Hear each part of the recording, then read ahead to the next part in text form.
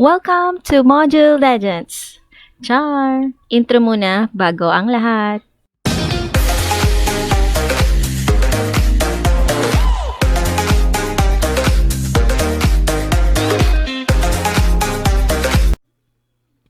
Supplementary Learning Materials, English 5, First Quarter, Week 4B.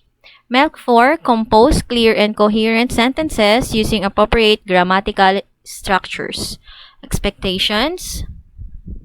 Identify subject and verb in sentences and use subject-verb agreement in sentences. So, nandito na naman tayo sa ating virtual tutorial. So, i-ready na ang inyong mga ballpen at answer sheets. So, first is, sasagutan nyo itong pretest direction. On your answer sheet, copy the subject and then the verb from each sentence. So, meron tayo ditong 5 sentences. 1, 2, 3, 4, 5.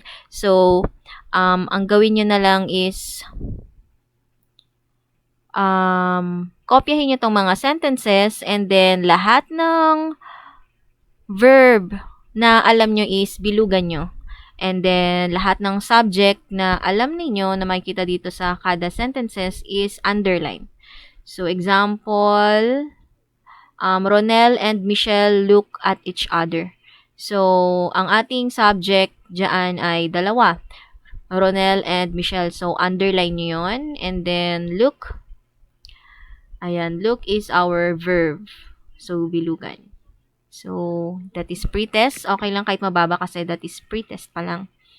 Next, looking back at your lesson, direction on your answer sheet, choose the verb that matches the subject in each sentence. So, number 1, the horse run or runs. So, isulat nyo sa inyong answer sheet kung ano ang tamang verb dito. So, number 1, the horse runs. So, pipili kayo dyan. Sagot na lang. So, 1, 2, 3, 4, 5. Next. Brief introduction. How do you identify the subject and verb in a sentence? So, ano nga ba yung subject and verb na yan? So, from this introduction, meron na kayong matututunan. So, ayan, a subject or a sentence is made up of 2 parts. A subject that tells us what the sentence is about. It can be either a noun. So, example ng noun, syempre, ito ay name of person, place, things, animals. So, ito, example, books, cars, Mary, etc. Or a pronoun. So, ang subject daw natin ay pwedeng pronoun, he, she, it, they, etc. It can be either singular or plural. Okay, so pag sinabi nating subject, ito yung pinag-uusapan doon sa sentence na yon. Siya yung pinaka-topic. So, ang subject natin ay pwedeng singular. Ibig sabihin ng singular, isa lang. Or plural, more than one. Next is, we have here, verb. Okay, so pag sinabi nating verb, that is an action word. Salitang kilos. Okay, so, a verb represents the action of a sentence. So, kung ano yung ginawa ni subject, that is the verb. So, to find the main verb in a sentence, remember. So, para mahanap natin yung main verb, pinaka-main verb. Kasi minsan sa isang sentence ay hindi lang isa ang verb. Minsan dalawa sila or more. So, to find the main verb in a sentence, remember number 1, a main verb will usually come right after the subject. So, karamihan ng mga sentences, pagkatapos ni subject, ang kasunod niya ay si verb na. Number 2, a main verb will express actions. So, ang main verb ay nag-express ng kilos, galaw, in actions, emotion, damdamin, ideas, or state of being. For example, run, ayan, action yan. Emotions, love. Ideas, think. And then, play, hope. Be, and is. Ayan, so verb din pala yung is. Ayan. So, ang tawag yan is linking verb yan. Anyway, simplihin lang natin. Next, when finding the subject and the verb in a sentence, always find the verb first and then say who or what is followed by the verb. So, una daw ang gagawin daw para mahanap natin tong si subject is si verb. Hanapin natin si verb. Tapos, pag nahanap natin tong si verb is identify natin sino o ano ang sinundan ng verb na yon or ng action word.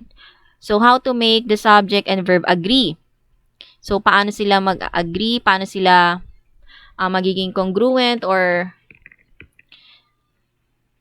ayun, same. Number 1, identify the subject of the sentence. So, yung sentence, hanapin si subject. And then number 2, decide if the subject is singular or plural. So, si subject, tignan natin kung singular, isa lang ba siya, or plural, madami.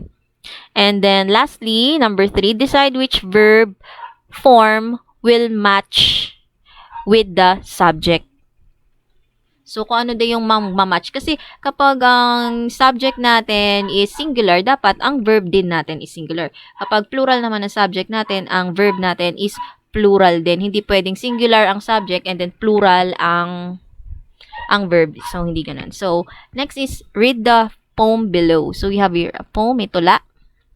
Animal Beds by Eddie Adams. A bat sleeps in a cave. The bird rests in a tree. Rabbits stay in a tunnel underground, and fish sleeps in the sea. So, what have you noticed from this poem? Meron tayong mga words na naka-underline. Ayan. So, ano-ano ba yung mga naka-underline words? Bat, bird, rabbits, and fish. And then, ano kaya yung mga naka-underline word? So, what do we call those underlined words? We call it subject. So, ang subject daw, itong mga naka-underline. So, ayan.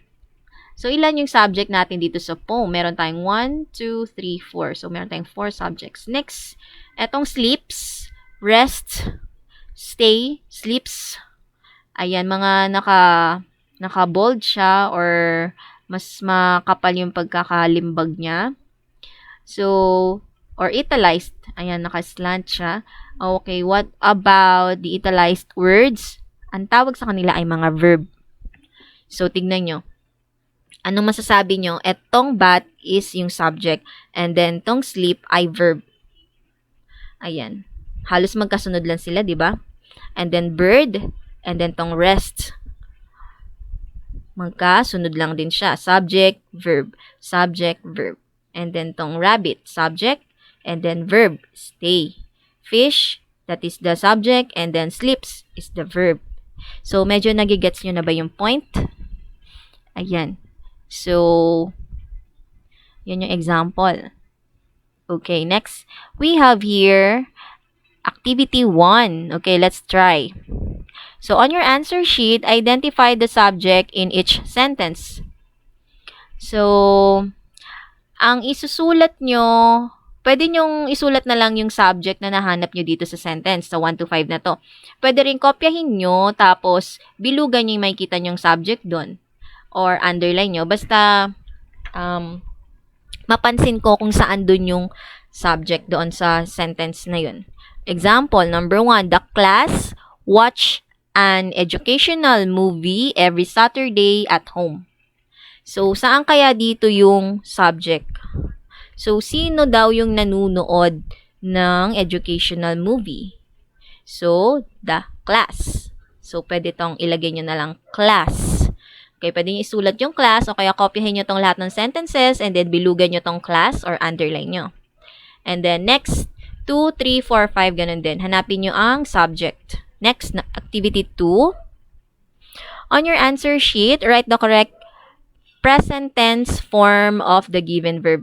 Pag sinabi nating present tense, ang verb na yon ay maaaring nag-end sa S or ES. So, example, John drinks wine with every meal. So, ito, ano yung underlined word? Ang underlined word natin dito is the word drinks. Umiinom. So, ano yung dinagdag natin? Ito yung sa open close parenthesis, drink without S. Tapos, nilagyan natin dito ng S. So, So, ganyan lang daw yung gagawin. So, that is the example. Pero syempre, magbibigay pa rin ako ng example.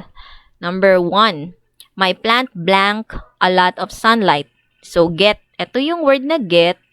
Tapos, anong word kaya ang ilalagay dito? So, gagawin natin siyang present tense. Lalagyan lang natin ng S. So, isusulat nyo dito is gets.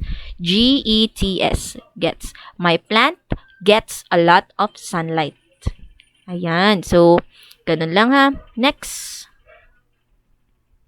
Okay, by the way, ito, okay lang din. Mas okay sa akin na copy and answer. Pwede rin namang answer only. And then, activity 3. On your answer sheet, identify the subject and verb in the following sentences. Okay, so we have here 5 sentences. Yan, 5 yan, di ba? And then, pwede nyo copyhin tong table and then identify nyo dito, okay, which is the subject and which is the verb. So, siguro alam nyo na dito. Pero, syempre, magbibigay pa rin ako ng example. Number 1, the dog shivers. Sabihin na shivers, nanginginig. Siguro nilalamig tong dog. Okay, so the subject here is yung dog. Ayan. So, sulat nyo dito, dog as the subject. D-O-G, dog. And then the verb. Ano ba yung ginagawa daw o anong nangyayari dun sa dog? Shivers. So, lagyan nyo dito yung shivers. S-H-I-V-E-R-S. Ayan. So, may bonus na kaya doon sa number 1. And then, ganun lang din dito. Hanapin nyo yung mga subject and verb.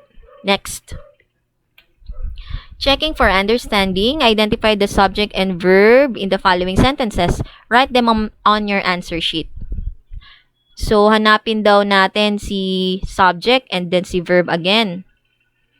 So, pwede nyo na rin gayahin to or kopyahin nyo lahat ng sentences na to and then underline nyo si subject and then bilugan nyo si verb. Or sulatan nyo ng S kapag subject, yung word na yon, and then V naman kapag verb. Basta bahala na kayo maintindihan ko dapat. Okay? So, number 1, Alaric waits on the platform for the train. So, who waits? Sino ba yung nagwi-wait? Yun yung subject natin, si Alaric. So, underline nyo to, Alaric. And then, waits. Ano daw yung ginagawa ni Alaric? So, that is the verb. Ano yung ginagawa niya? Salitang kilos. Nag-aantay siya. So, that is our verb. So, bilugan nyo. Underline the subject and then circle the verb. So, answer it. Next, post-test. Kanina may pre-test. Ngayon naman may post-test tayo. On your answer sheet, copy the subject and verb in each sentence below. So, number 1, Ronel and Michelle look at each other.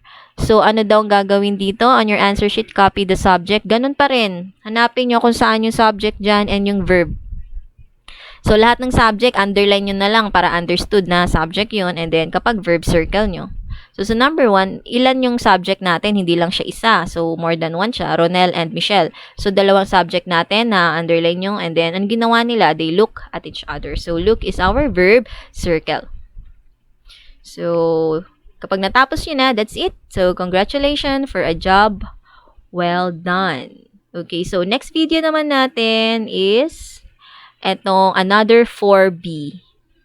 So, yun lang. Salamat.